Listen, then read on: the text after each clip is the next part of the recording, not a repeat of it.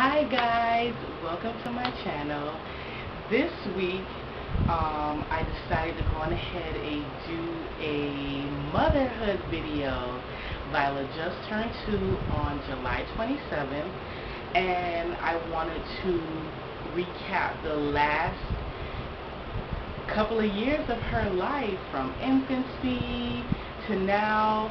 I've gotten some really great questions on my experience since becoming a mother in 2014, and what my progress is now, all the things that I've learned. And so sit back, get a cup of tea, and just enjoy. And if you have any thoughts on or questions for me, you can leave them down in the comments down below, or you can share some of your experiences. Okay, the first question for me is, what scared you the most about having Viola? I think what scared me the most about having her was just making sure that I could just take care of her, because I've taken care of so many kids over the years. I was a nanny for 10 years, and I always had somebody's kids, and I felt like I did a really good job, but they'd go home. That was the beauty of having other people's kids, is that I could get a break. With having your own child, it's continuous. You never get a break. There's never any downtime. You're on call 24 hours a day, 7 days a week, year round. And I was just concerned, like, could I really do it? That's what I was afraid of. And also, there's some mistakes that, I felt like my parents made with my brother and I that I did not want to repeat. There's some things that they did discipline-wise that, I did not want to do with Viola. And so a lot of that kind of scared me. And I want to be a good mother. I want to be strict. I want to be stern. But I also want to be fun and loving as well. And so all of those things came into play while I was pregnant, because I just wanted to do a good job. And I want my child to grow up and say my mom did a good job. She didn't play no games. She was cool, but she didn't play no games. And she did a good job. So that's what scared me before I had her. Next question. When did Viola begin talking? Viola didn't begin saying real words until she was 16 months old. At her year checkup, like a little after, I forget the checkup after your 1 year checkup, the doctor expressed some concerns because Viola was not talking at all. She was saying dada and daddy, but she did not say mommy at all. She didn't say mommy until she was 1.5 years. And so the doctor felt as if because of her gestational age, Viola was born at 36 weeks and 2 days, she felt as if Viola had a speech delay. And so she recommended that Viola see a speech therapist. And so Viola started seeing a speech therapist at 15 months, and she went until she was about 19 months. And after 19 months, Viola's vocabulary and speech just exploded, and now she is talking up a storm, including 2 to 3 words, phrases. And so she's doing really, really well talking.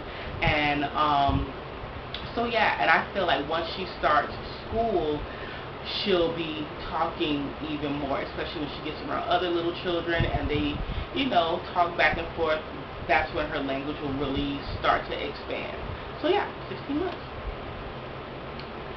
What was the hardest about pregnancy? The hardest thing about pregnancy was symptoms.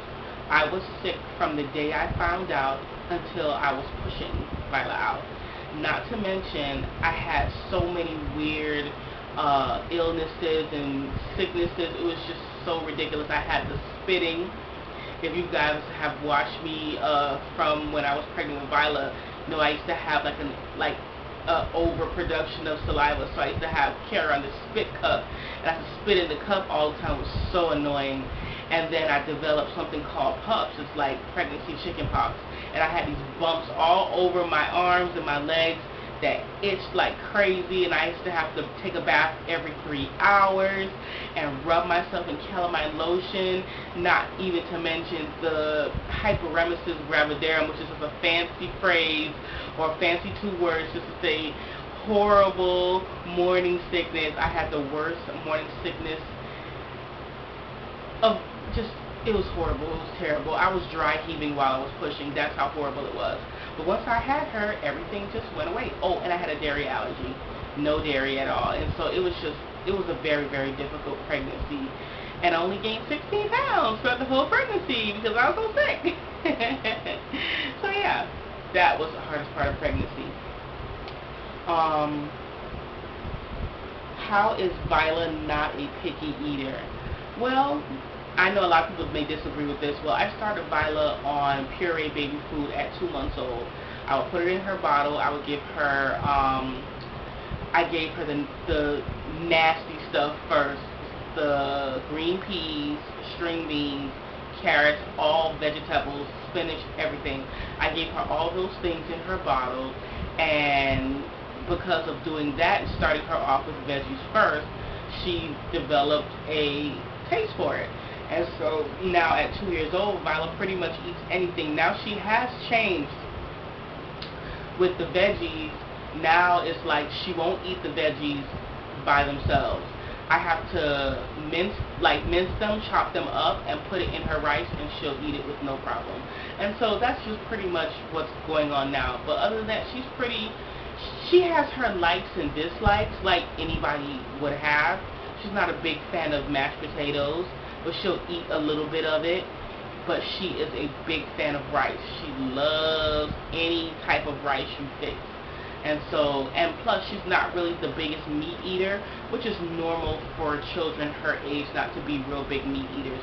And so I don't push the issue. She'll have, you know, a piece of meat here and there, but she'll eat rice and vegetables just fine. And so, and I just train her. I feed her a lot of variety of things, and you know, I don't make several different meals. This is what we're having. If you don't want to eat that, then yeah, there's nothing else. And so she already knows that mommy's not going to give me something different if I don't eat this. And so she eats it and she's happy. You know, that's it. She may not eat all of it, but she'll eat most of it. How did I get Viola to sleep through the night? Well, I started sleep training Viola pretty early. And what I did was, Viola had a bassinet. She slept in her bassinet at nighttime in our bedroom. But during the day, as you can see, my computer desk and my desktop computer is in her bedroom. And so, especially when I went back to school, what I would do is I would have Viola sleep in her crib for nap time. Nap time, all her naps, anytime. And she took like four naps a day when she was an infant. And then when she turned 1, she reduced down to 2 naps. So all of her naps was taken in her crib, and I was very strict about that. And then at nighttime she would sleep in the bassinet. Very rarely did I bring her in the bed with me. If I did, once she fell asleep, I picked her up and put her back in her bed. And it took a while, you know. It took a while. Viola didn't really sleep through the night completely until she was like maybe 10 months. You know, 9 or 10 months old, she started sleeping through the night. And we just keep being consistent, and that's what you have to do, because once you start bed sharing, which, I mean, if that's something that you want to do for your kids, that's, you know, but if it's something that you don't want to start, it's best not to start it, because it's a very, very difficult habit to break once you start. Okay, how to set boundaries for family after giving birth? Well, this one, you know, was kind of like, I didn't even know about boundaries, just to be very honest with you. I had no boundaries because I just didn't know. Now with my second child, I will be setting in place some boundaries that I will share with you guys, because there are some things that happened with the birth of Viola with family members that I was not happy with. And so we're going to set it up where I don't mind people coming to visit at the hospital and after I give birth and all of that, but once we come home, I'd like to have a little bit of time, at least a couple of weeks, just to get acclimated to the new lifestyle, just to get settled in, unpack, and just establish a little routine before I have visitors over.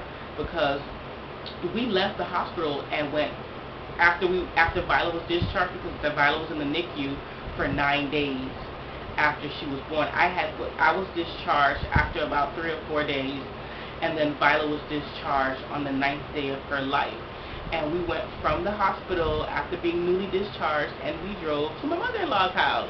Now, I didn't have an issue with it, but looking at it now, that probably was not the best idea, because it was a lot, because Viola was released with a sleep apnea machine, and I had to get that set up at the house, and there was so much to do, with having a brand new baby for the very, very, very first time after the entire ordeal of her being in the NICU.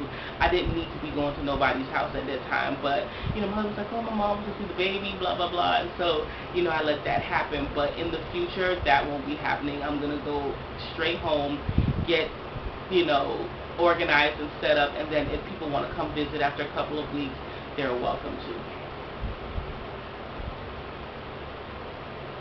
What would I do differently in my next pregnancy? My next pregnancy, my next pregnancy, I will have everything in order. Our finances are a lot better than it was when I was pregnant with Viola, so I'll be able to get a lot of things that I wasn't able to get when I was pregnant with Viola. Also, I will make sure I get the nausea under control, because I had nausea so bad, like I could not function at all. I was dehydrated horribly, I was not eating at all, and those things just cannot happen when you're pregnant. You have to eat regularly, you have to drink regularly, and you have to rest. And so a lot of those things I just didn't do, because I just didn't want to throw up, and so I just wouldn't eat. And so I would get a hold of the nausea, so that I could function, because this time it's going to be a lot different, because I have a 2-year-old that I'm taking care of, and so I just can't just lay around and it's just me by myself.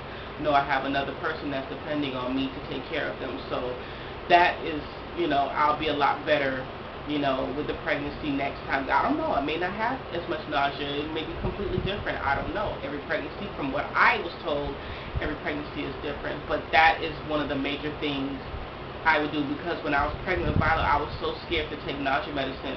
I just didn't take it. I didn't go to the doctor, I didn't take anything. And so, because I was so afraid of any possible side effects, and so I suffered in silence. And my next time I will not be suffering. How did I choose my OBG and pediatrician? I chose my OB from a list that the insurance company gave me. When I was pregnant, I had Humana, and they had like a list of doctors. So I went down the list of all the doctors in my area. Now, as you know, when you call for any type of information, any doctor's office, you either get a recording or you get this ridiculous automated system. I chose my obstetrician because his office was the only office that literally physically answered the phone. He had somebody to answer the phone. And it's just as simple as that. They answered the phone, they took my appointment, they knew what they were doing, and they were really, really good. Because that's a question that my OB asked me. He was like, well, how did you choose us? I said, because you were the only office that answered the phone. A real person answered the phone. And he was like, see, that's what sets me apart from everybody else. Pediatrician, it was just pretty much word of mouth. And plus what was close. We take it to a pediatrician office that has a lot of locations. Not only do they have a lot of locations, they are open all year round, including and not limited to holidays. They're open all year round. Any emergency, you can go, they have doctors that are on call at different times. You may not see your child's physician, but you can get an appointment if you need to. They have after hours appointments. They open until 8 p.m., because most people get off of work at 6 or 7. And so they close at 8 p.m. in the evening. And if you have an emergency, they try to tell you just go ahead and go to the ER. but they do open late in the day, which I really, really love, and they open all year round. So yeah. Did my birth experience traumatize me? No, it did not traumatize me. I knew almost immediately that I wanted to have more children. It was just an isolated experience. That's just how I look at things. I don't get traumatized by stuff. I just view it as that was an isolated situation, and it may not be that way the next time, and I move on from it. How many children do Vern and I want? Vern and I, we have discussed that we would like to have 4 children. Why 4? Because 4 is a nice, round, even number. And 4 is considered a large family, but not large enough where you can't really do anything. Like, I considered, in picking that number, I considered going on vacations, including plane tickets, hotel stays, and everything. And 4 children, to me, would fit nicely into our lifestyle and the things that we want to do as a family. And especially financially, we'll be able to definitely, especially once I finish school and I begin working, we'll definitely be able to afford 4 children. Now, if by any chance I win Publishing Clearinghouse, I'll say 6. And I always said that because I love children. I always told him I want 4 kids, but if we come into some cash, I'll have 6. Would I ever take birth control with my fertility issues? I would never take birth control because I've had such a difficult time conceiving. I just don't want to further complicate my situation. Plus, a lot of birth control has, horrible side effects, and I don't want to do something that may potentially cause me permanent harm, or, like I said before, further complicate my situation. So no, I will not be taking. We will be practicing natural family planning after, after subsequent children. How do Vern and I handle parental conflicts and differences? Well, we've had arguments about different things, especially based on like discipline and and just things that we allow Viola to do, because my husband, even though he's stern in some instances, he can be like kind of like a pushover, because when Viola whines about something, he'll just give it to her, and I don't want her to learn that. I don't want her to learn that every time she whines and she fusses, we're just going to jump up and give her whatever she wants, because that's not healthy, and it's not reality, it's not life. And so I think the biggest argument that we had was he gave her potato chips for breakfast. Why did he give her potato chips for breakfast, you ask? Let's say because she asked for it. And I'm just like, at the time she was 1.5 years, and I'm just like, why did you give her chips? Oh, because she wanted chips. Like, are you the parent or is she the parent? Like, what in the world are you doing? And so it's like, I'm like, she's a kid. She doesn't know what's best for her. If she said, Dad, I want a Snicker bar and some Twix and chocolate cake and ice cream for breakfast, you gonna give it to her too? Well, I wouldn't do that. No, I don't know. You gave the girl chips for breakfast. So it's like stupid stuff like that we fuss about. But I have to explain to him, now that Viola's getting older, we have to be a united front. We have to set boundaries, and we have to have our rules, and we have to be a team when it comes to discipline, because Viola will literally snow you into doing whatever she wants you to do. She's like a little, just a little manipulator. She sits and moves. Mommy is guaranteed to say no, but Daddy, all I have to do is just look him in the eye and just say, Daddy, and Daddy will melt into mush and give her whatever she wants. And so it's a work in progress. We're learning every single day, but I have to get on him a lot, because he'll ask her, oh, what do you want, what do you want? And of course she's going to pick something stupid and junky, because she's a kid. Of course she's going to say, I want a lollipop for breakfast, I want a lollipop for lunch, I want a lollipop for dinner. You know, she's going to say that because she's a kid. She don't know any better. So, you know, we're working through it, and, you know, I fuss him out and everything, and he's like, oh, you know, and he tried to make me the bad guy. Mommy said you couldn't have no chips. So she looking at me like, you know. But that's how it is, you know. We work through it, and we'll definitely get through it. So that's pretty much it on my motherhood the first year update. And so far so good. I love my daughter so much. We have so much fun. I especially love doing her hair and dressing her up and teaching her, because Viola has like this ridiculous memory. You could tell her something one day and she'll wake up the next morning, Mommy, elephant! And so she's so smart. So my mother said the other day when we were at her house that she thinks Viola's going to read early, and I do agree, because the kid is so super smart. And so, yeah, that's pretty much it. If you have any questions or comments,